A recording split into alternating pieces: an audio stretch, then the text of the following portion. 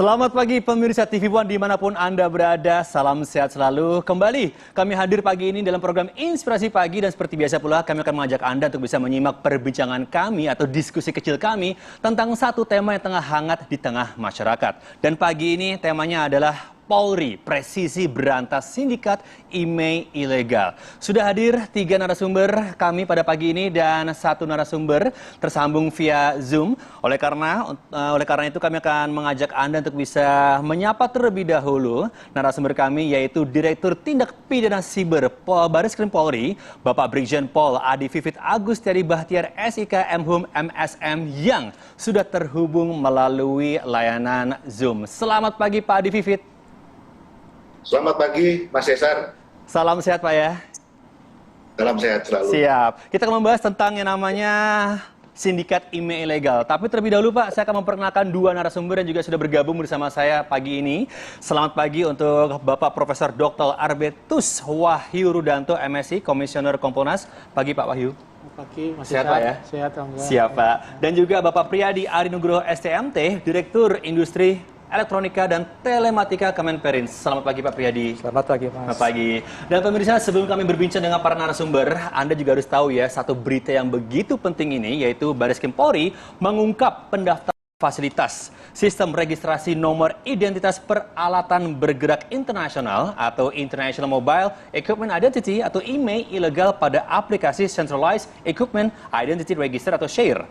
Bareskrim Polri telah memeriksa 15 orang saksi dan 4 orang saksi ahli dan pada tanggal 10 sampai 20 Oktober 2022 telah terjadi pengunggahan IMEI ke dalam sistem SHARE Kemenperin sejumlah 191.995. Modus operandinya adalah tidak melakukan proses permohonan IMEI hingga mendapatkan persetujuan Kemenkominfo atau secara tanpa hak langsung memasukkan data IMEI tersebut ke dalam aplikasi SHARE. Dalam segmen amal ini, kita akan membahas bagaimana proses pengungkapan kasus IMEI ilegal. Dan untuk yang pertama, saya akan menuju ke Bapak Adi Vivit. Pak Adi, bagaimanakah awal mula terbongkarnya kasus IMEI ilegal ini, Pak Adi? Baik, terima kasih Mas Cesar. Mas Cesar, selamat. Perkenankanlah kami menyampaikan kronologis terutama kali adalah kami menerima surat undangan dari Kementerian Perindustrian terkait adanya pengusulan penguatan tata kelola keamanan data SHARE. Nah, dari kegiatan undangan rapat ini, kemudian kami tindak lanjuti dengan diskusi tim kecil, yaitu tim CISERT kami, sudah kami turunkan untuk berdiskusi dengan tim dari Kementerian Perindustrian. Dari hasil diskusi tersebut, dari pihak Kementerian Perindustrian menyampaikan adanya dugaan akses ilegal terhadap sistem SHARE. Kemudian informasi itu kami dapat di bulan Januari, kami melakukan upaya penyelidikan selama kurang lebih 1 bulan. Dari 1 bulan tersebut, kami melakukan pemeriksaan terhadap beberapa saksi ahli, kemudian terdapat beberapa saksi lainnya, kami juga melakukan uji digital forensik. Dari hasil tersebut, pada bulan Februari kami terbitkan laporan polisi. Kemudian kami sudah melakukan upaya-upaya penyelidikan lanjutan dan kami menemukan ada 191 kurang lebih IMEI yang ilegal. Dari sini kami melakukan upaya-upaya lanjutan pemeriksaan sampai akhirnya kami mengamankan salah satu tersangka dengan inisial P di bulan Maret. Demikian kronologi singkatnya, Mas. Ya, terima kasih Pak Adi Vivit. Lantas untuk pertanyaan kedua, saya akan menuju ke Pak Priyadi. Pak Priyadi, secara umum, bagaimanakah seharusnya jalur resmi pendaftaran IMEI itu, Pak Priyadi? Baik, terima kasih Mas Cesar. Ya, sebelumnya kami ingin menyampaikan beberapa hal. Yang pertama, Kemenperin mengapresiasi kerjasama Bareskrim dengan kita terkait dengan pemberantasan IMEI ilegal. Karena kami tahu ini ranah cyber sehingga membutuhkan keahlian tinggi. Yang kedua, kami menyambut baik ide pos pengaduan dengan harapan masyarakat jangan sampai dirugikan terkait dengan mekanisme posko diatur oleh tim nanti. Yang ketiga, kami akan melakukan kerjasama dengan Bareskrim di masa-masa yang akan datang. Terkait dengan pendaftaran IMEI secara resmi, ya, ada 4 instansi yang bisa mendaftarkan IMEI secara legal. Yang pertama, Kemenperin sendiri melalui akun Sinas, itu untuk produsen dan importir terdaftar. Jadi mereka mengajukan melalui Sinas. Yang kedua, Kominfo, mereka untuk tamu negara, VIP dan VVIP, organisasi asing, dan pertahanan dan keamanan. Yang ketiga, Bea Cukai. Bea Cukai ini untuk barang bawaan penumpang dan barang kiriman di luar pabean. Yang keempat ada operator. Operator ini untuk wisatawan asing atau turis yang melakukan roaming. Nah, terkait dengan di instansi kami, produsen dan importir terdaftar melakukan pendaftaran IMEI melalui akun Sinas secara online. Setelah itu dilakukan verifikasi dan validasi terhadap administrasi dan teknikal. Dan kemudian akan diajukan di-approve untuk menjadi IMEI yang legal. Ya, terima kasih, Pak. Terima kasih Pak Priyadi. Kembali ke Pak Adi Vivit. Pak Adi Vivit, ini juga satu hal yang perlu diketahui oleh masyarakat ya. Bagaimana sih Pak modus operandi para pelaku yang berasal dari instansi yang berbeda-beda ternyata, Pak Adi Vivit?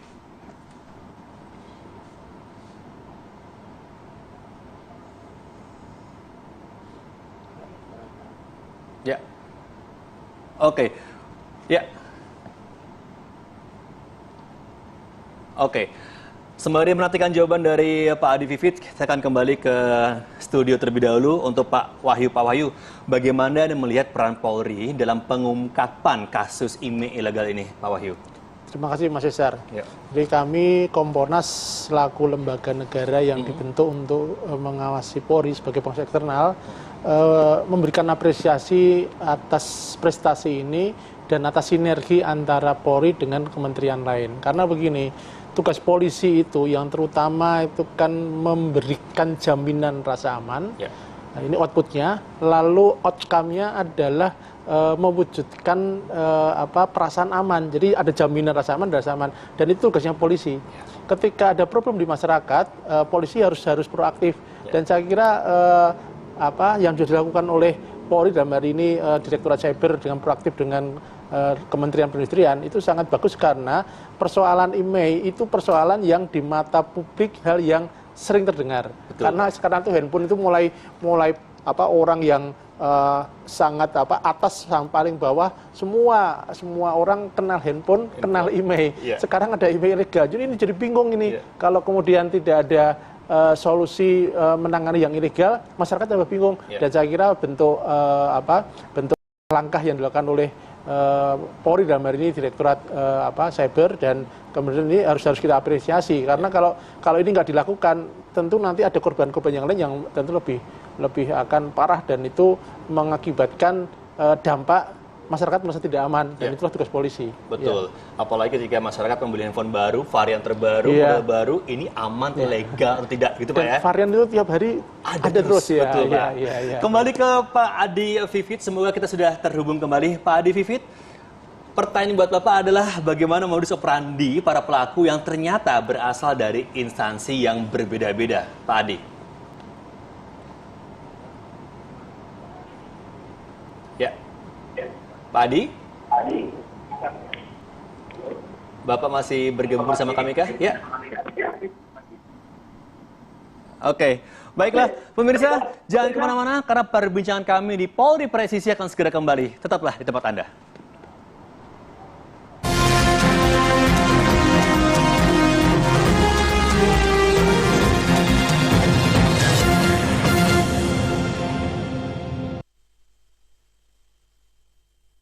Peningkatan kualitas pelayanan publik adalah prioritas kami, Polri Presisi. Sentra Pelayanan Pengaduan Masyarakat Divisi Propam Polri selalu siap menerima pengaduan atau masukan tentang kinerja anggota Polri. Kami di Sentra Pelayanan Pengaduan Masyarakat bertugas menerima pengaduan dari masyarakat terkait dengan perilaku anggota Polri yang melanggar disiplin atau kode etik. Selanjutnya kami akan dalami untuk kami tindak lanjuti di Biro Paminal, Biro Waprop atau Biro Propos maupun di Biro Wasidik. Kami melayani dengan sepenuh hati. Salam presisi.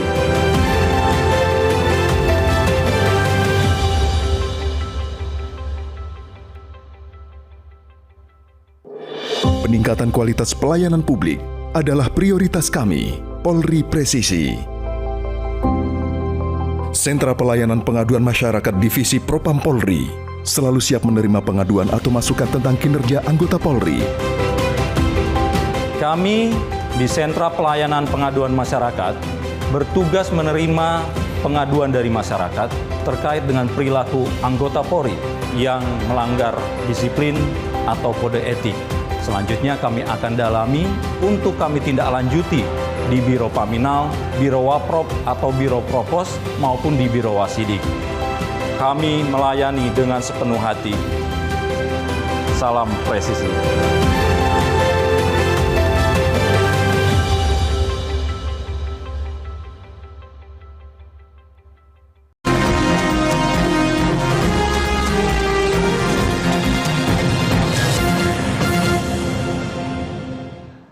Terima kasih Anda masih bersama kami di program Polri Presisi dan kembali kita akan berbincang dengan Bapak Adi Vivit untuk tema kita pagi ini yaitu Polri Presisi berantas sindikat email ilegal. Pak Adi, kembali ke pertanyaan tadi Pak, apa sih sebenarnya modus operandi dan bagaimana modus operandi dari para pelaku yang ternyata modusnya atau mereka adalah beda-beda instansinya, Pak Adi? Ya. Baik, terima kasih Mas. Kami jelaskan di sini mereka adalah sindikat ya. Kenapa kita katakan sindikat? Karena sindikat itu adalah kumpulan orang, perusahaan, organisasi yang melakukan suatu perbuatan melawan hukum. Nah, di sini ada beberapa peran. Yang pertama adalah tersangka yang warga sipil. Mereka adalah orang yang menyediakan handphone ilegal. Kemudian mereka berkomunikasi dengan saudara A yang ada di Bea Cukai, kemudian untuk menyambungkan kepada saudara F. Nah, disinilah peran saudara F yang bersangkutan adalah sebagai operator share yang seharusnya tadi disampaikan oleh Pak Priyadi bahwa mekanismenya adalah mulai dari perusahaan pemohon, kemudian memasukkan ke dalam SINAS secara online, kemudian bergeser ke Kementerian Perindustrian melakukan verifikasi dokumen, administrasi, analisa dan validasi, penerimaan data realisasi, serta klarifikasi tentang email yang tidak valid. Nah, kemudian apabila ini Kementerian Perindustrian ini sudah lolos dari verifikasi, kemudian akan mengajukan permohonan persetujuan kepada Kementerian Kominfo. Nah, dari sini kalau sudah ada legalisasi dari mereka, baru bisa masuk share. Nah, inilah peran saudara F. Tahapan-tahapan yang tadi saya sebutkan itu tidak dilalui. Mereka sejumlah 191.000 handphone langsung melalui dari pemohon sampai langsung akhirnya masuk ke dalam sistem share tanpa yang tadi saya sebutkan. Nah, jadi modus mereka seperti ini, yang jelas akan terjadi kerugian negara. Nanti di akhir akan kami sampaikan, Mas. Ya, terima kasih Pak Adi. Kembali ke Pak Priyadi. Pak Priyadi, sempat boleh diketahui bahwa ada beberapa akun e-commerce yang menjual jasa buka blokir email yang atasnamakan Kemenperin secara tidak sah. Nah, bagaimana sebenarnya pengawasan dari Kemenperin, Pak Priyadi? Ya, baik, terima kasih Mas Cesar. Ya, kami melihat banyak jasa-jasa yang mengatasnamakan kami di medsos, e-commerce, dan memang kalau pengawasannya memang kalau e-commerce itu bukan di kewenangan kami. Tapi ingin kami tekankan sekali lagi bahwa Kemenperin hanya melakukan pendaftaran untuk produsen dan importir terdaftar. Jadi saya harapkan konsumen dapat lebih bijak untuk dan tidak mudah terpancing oleh tawaran-tawaran dari medsos maupun e-commerce terkait dengan jasa buka unblocking karena itu pastikan ilegal. Ya. Terima kasih. Baik. Dan kembali ke Pak Adi Vivit. Pak Adi, tadi Bapak telah mengungkapkan bahwa paling tidak ada 6 tersangka ya Pak Adi ya. Nah, kalau Anda melihat pula Pak, teknologi pendaftaran IMEI di Indonesia, kenapa dan bagaimana bisa terjadi celah sehingga kecurangan pun akhirnya terjadi dan melanggar hukum? Pak Adi. Ya, baik Mas. Sebelumnya saya juga mengapresiasi dari Kementerian Perindustrian yang begitu terbuka memberikan akses kami untuk melakukan upaya-upaya penyelidikan. Artinya dengan support dari Kementerian Perindustrian ini kami bisa mengungkap kasus ini. Kemudian terkait teknologi di dalam pendaftaran IMEI, sebenarnya setelah kami melakukan asesmen teknologi ini sudah cukup memadai. Cuma yang permasalahan adalah terjadi di operator. Bagaimana seorang operator ini ternyata setelah kami lakukan proses pemeriksaan, dia memiliki akses untuk input data tersebut di malam hari. Yang awalnya dia tidak mengakui bahwa saya hanya kerja di siang hari, Pak. Tapi perlu diketahui adalah bukti digital atau digital forensik itu salah satu alat bukti yang tidak bisa terbantahkan. Dan di situ kami mendapatkan informasi bahwa yang bersangkutan F ini malam juga melakukan upaya akses ilegal tersebut. Nah, dari sini saran kami kepada Kementerian Perindustrian, memang ada beberapa teknologi yang kiranya perlu digunakan sebagai contoh apabila ada orang memasukkan harus ada verifikasi ataupun verifikasi 2 ataupun 3 pejabat di atas ataupun di atas yang operator tersebut. Kemudian juga perlu diatur terkait masalah SOP internal, bagaimana seorang seperti F ini tidak boleh secara bebas memasukkan IMEI ini tanpa dibatasi atau tanpa diawasi dari manajemen di tingkat atasnya. Seperti itu, Mas. Ya, terima kasih Pak Adi. Kembali ke Prof. Wahyu. Prof. Wahyu, tadi sempat diungkapkan oleh Pak Adi, yaitu adanya celah yang diungkapkan operator, akses SOP internal. Nah, kasus ini akhirnya melibatkan beberapa instansi pemerintah.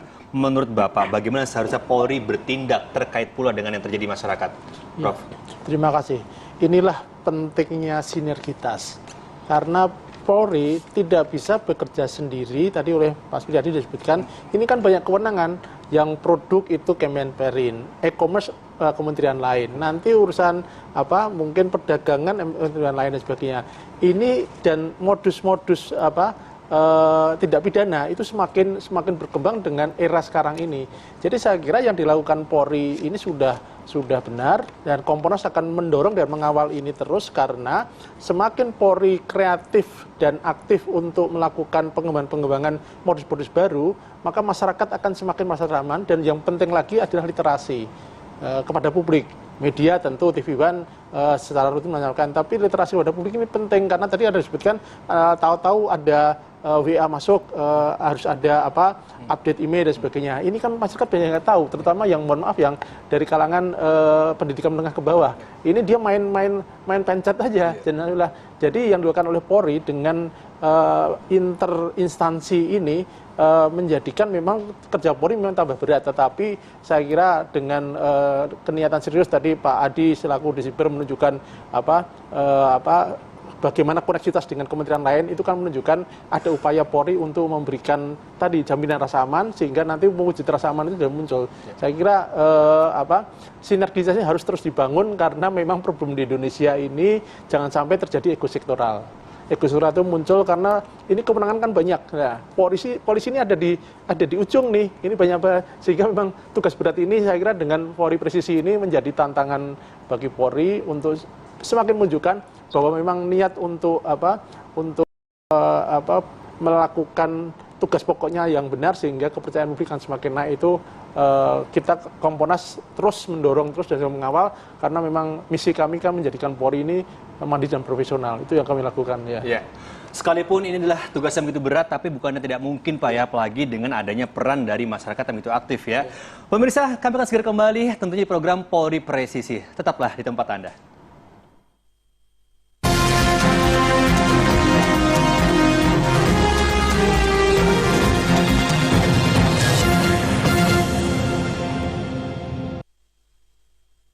Peningkatan kualitas pelayanan publik adalah prioritas kami, Polri Presisi.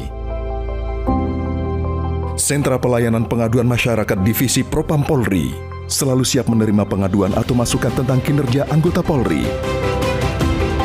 Kami di Sentra Pelayanan Pengaduan Masyarakat bertugas menerima pengaduan dari masyarakat terkait dengan perilaku anggota Polri yang melanggar disiplin atau kode etik. Selanjutnya kami akan dalami untuk kami tindak lanjuti di Biro Paminal, Biro Waprop atau Biro Propos maupun di Biro Wasidik. Kami melayani dengan sepenuh hati. Salam presisi.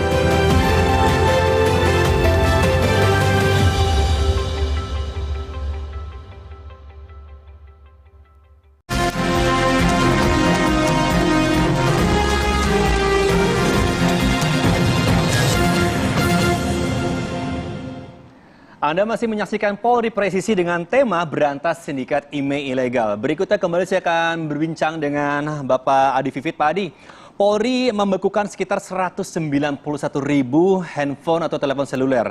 Mengapa dan bagaimana nantinya dengan masyarakat atau mungkin kami-kami ini Pak, pemilik handphone yang jadi korban? Pak Adi. Baik, jadi terkait masalah kami akan men-shutdown 191.000 handphone yang diduga, yang sudah pasti bahwa ini adalah menggunakan IMEI ilegal. Kami menghimbau kepada masyarakat tidak perlu panik. Artinya kami bersama dengan stakeholder terkait, baik itu Kementerian Perindustrian, Kominfo, kemudian Bea Cukai dan penyedia jasa layanan telepon seluler, kami masih mencari formulasi yang tepat. Artinya tadi disampaikan 191.000 ini angka yang cukup besar. Apabila kami melakukan shutdown serentak mungkin akan terjadi kepanikan, dan kami sadar bahwa ada hak-hak konsumen yang tetap kami lindungi. Karena dalam 191 handphone ilegal itu mungkin ada yang memang konsumen ini beli di gerai-gerai resmi. Tapi ada juga yang memang mereka paham bahwa dengan harganya berbeda, mereka sudah tahu bahwa itu mungkin asal-usul handphonenya tidak resmi. Nah ini kami sampai saat ini masih mencari formulasi yang tepat. Artinya nanti pada saat apabila memang kami melakukan tindakan shutdown tersebut, kami pertama akan melakukan sosialisasi kepada masyarakat supaya masyarakat terlayani dengan baik. Intinya kami masih mencari solusi terbaik agar masyarakat konsumen tidak dirugikan. Demikian Mas Cesar. Kami sebagai bagian dari masyarakat tidak perlu panik ya, karena Polri akan melakukan sosialisasi, formulasi dan tentunya solusi. Ini yang paling penting ya Pak Adi Vivit ya. Baiklah, kembali ke Pak Priyadi. Pak Priyadi, apa yang bisa dilakukan oleh pemerintah, Polri dan juga kita sebagai bagian masyarakat ya agar hal ini tidak kembali berulang, Pak Priyadi? Terima kasih. Untuk mengantisipasi agar hal ini tidak terulang kembali, kami telah membentuk satuan tugas pengawasan dan pengendalian IMEI yang melibatkan banyak instansi, termasuk Bareskrim sendiri. Itu yang pertama. Yang kedua, kami juga sedang melakukan perbaikan SOP internal terhadap prosedur pendaftaran IMEI ini. Mungkin itu sih ya, makasih. Ya, kembali ke Prof. Wahyu. Prof, kalau tadi Prof bilang bahwa begitu banyak ya masyarakat yang terdampak ya, apalagi mereka-mereka yang mungkin maaf ya, kurang akses, kurang informasi, mudah dalam tanda kutip dibohongi. Nah, bagaimana untuk menyasar dan menyusur mereka seperti itu, Prof? Mungkin yang pertama saya ingin apresiasi statementnya Mas Adi Vivi tadi bahwa apapun yang dilakukan oleh Polri tidak akan merugikan masyarakat. Artinya sesuai dengan tupoksi Polri untuk sebagai pengayom, pelindung, pelayan itu melindungi masyarakat ini pegangannya. Tapi kemudian yang kedua yang harus difahami, ini sekarang era kan sudah berubah Mas. Dari era revolusi industri 4.0 menjadi era masyarakat 5.0. Artinya sekarang ini kehidupan sehari-hari kita itu sudah nggak bisa lepas dari dunia digital. Sehingga teknologi yang semakin maju, kemudian modus-modus yang semakin berkembang dan sebagainya ini saya kira menuntut kita semua, baik Polri sebagai institusi yang oleh negara diberi tugas untuk menciptakan Kamtimas, dan masyarakat sebagai publik saya kira juga harus saling berinteraksi, terutama kementerian juga harus saling berkoordinasi karena era sekarang ini sudah keniscayaan. Kita nggak bisa lagi melawan keniscayaan ini, tetapi dengan literasi, dengan pendidikan, dengan tadi yang Mas Cesar sebut kelompok yang tidak punya akses, itu saya kira edukasi oleh semua pihak ya. Di sekolahan ada, di Polri punya Binmas, kemudian media punya cara-cara untuk edukasi dengan program-programnya. Saya kira ini semakin membuat masyarakat akhirnya tenang ketika berkehidupan sehari-hari. Polisi sebagai pengayom, sebagai pelayan, sebagai pelindung, masyarakat itu juga semakin bisa menjalankan tugasnya. Para kementerian juga menjamin ini semua berjalan dengan lancar karena ini era yang nggak bisa kita hindari. Saya kira itu yang ya. Prof, kalau berbicara tentang kerugian atau mungkin ancaman the next-nya, kira-kira akan ada lagi kah atau berhenti sampai di sini? Sebelum saya juga kembali ke Pak Adi. Pengalaman fenomena yang ada. Kemajuan teknologi itu akan juga diikuti dengan perkembangan tingkat kejahatan yang baru, model baru. Saya kira ini yang jadi ini istilahnya polisi dan maling ini kan kejar-kejaran, mana yang paling cepat. Nah, maka menurut saya yang tadi Mas Cesar sebutkan, masyarakat juga harus waspada. Tadi ada sekarang ini kan tawaran online, tawaran e-commerce, macam-macam ini kan semua kan rayuan-rayuan yang enak. Rayuan enak itu jangan semuanya mentah. Itu yang penting, maka literasi ini jadi penting, pendidikan ini jadi penting ini. Baik, Pak Adi, kalau tadi Prof Wahyu sudah bilang bagaimana Polri seharusnya benar-benar memberikan rasa aman dan nyaman. Nah, selanjutnya Pak, bagaimana kira-kira ancaman dan kerugian? Apakah juga akan berhenti sampai di sini atau mungkin ada ancaman selanjutnya, Pak Adi? Kita bicara khusus terkait masalah email ilegal ya Mas ya. Jadi dari perkara yang kami tangani selama kurang lebih 10 hari periode 10 Oktober sampai 20 Oktober 2022 itu kerugian negara mencapai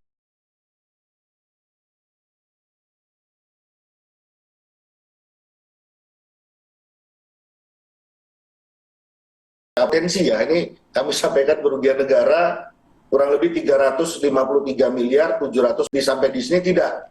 Jadi masih ada calon tersangka lainnya. Artinya kami tidak berhenti di sini, seperti juga disampaikan oleh dalam Bayangkara yang lalu bahwa Polri harus cepat, sigap dan inovatif digital forensik terhadap bukti-bukti digital yang kami miliki dan ada dugaan keterlibatan tersangka lain dan kemudian juga ada dugaan potensi kerugian negara yang angkanya mungkin melebihi dari yang sekarang kami ungkap. Artinya kami mohon dukungan dari berbagai pihak untuk kami bisa melaksanakan kegiatan ini dengan baik sehingga pada akhirnya nanti dari Kementerian Perindustrian bisa memaksimalkan pendapatan negara dari sisi pendaftaran IMEI yang akan semakin lebih baik dari sebelumnya. Demikian Mas. Terima kasih Bapak Brigjen Polisi Adi Vivit Agusteri Bahtiar SK Mhum MSM, Direktur Tindak Pidana Siber Bareskrim Polri atas bincang-bincangnya pagi ini Pak. Semoga kasusnya bisa diselesaikan semua Pak Adi ya. Salam sehat selalu Pak. Boleh ngasih buang sedikit Mas? Oh ya silakan Bapak. Ini yang tidak kalah penting adalah edukasi terhadap masyarakat. Jadi Polri tidak hanya bisa mengungkap, tapi kami memberikan edukasi kepada masyarakat. Yang pertama kami menghimbau kepada masyarakat, belilah produk-produk handphone di toko distributor resmi. Kemudian hal yang kami lakukan ini adalah sejalan dari program presisi Bapak Kapolri untuk membantu pemerintah terkait memperbaiki tata kelola sehingga berdampak terhadap peningkatnya pendapatan negara. Kemudian yang terakhir adalah masyarakat tidak perlu panik terhadap shutdown 191.000. Kami akan mencarikan formulasi yang tepat sehingga tidak merugikan masyarakat sebagai konsumen. Demikian Mas, terima kasih. Terima kasih Pak Adi Vivit, salam sehat selalu dan sukses untuk Polri Presisi. Terima kasih Pak. Prof Ayu, terima kasih. Mas Priadi, terima kasih sekali sudah hadir ya. Dan demikianlah pemirsa, bincang-bincang kami pada Polri Presisi pagi ini. Terima kasih sudah bergabung dan sampai jumpa pada episode selanjutnya. Salam sehat selalu.